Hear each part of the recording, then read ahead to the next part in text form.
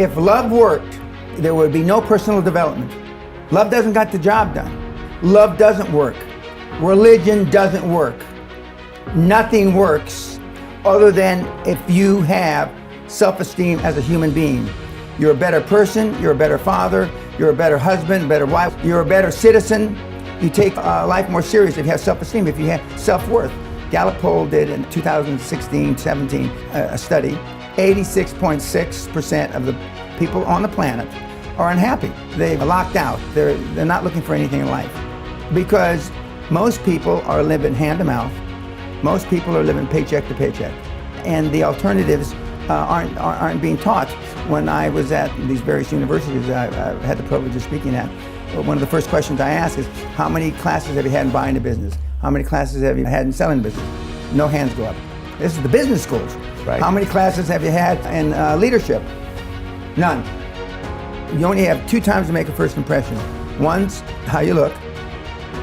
2, what comes out of your mouth. A lot of guys and gals look the part, but as soon as they open their mouth, they are engaging in self-sabotaging activity.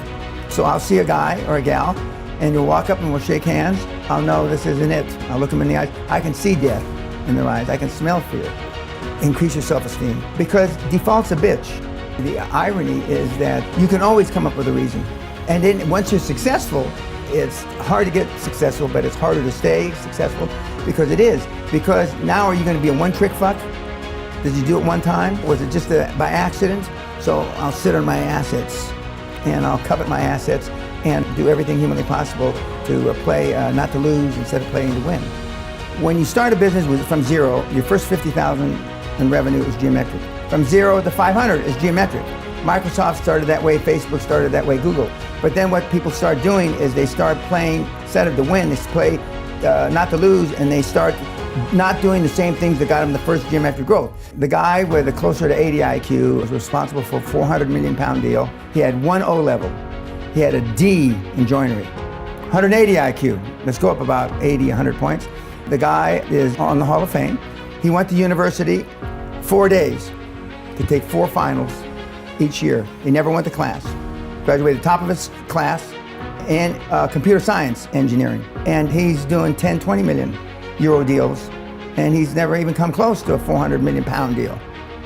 Because the computer scientist, you talk about fucking analyzing it. He's waiting for, on the 29th of February, all the moon and everything to be juxtaposed, and so he doesn't pull the trigger. Whereas the carpenter, he just jumped on it and just, was persevering, just kept driving till the deal got done. And by definition, engineers are analytical and trained to spreadsheet things to death. Overanalyze it to paralysis by analysis.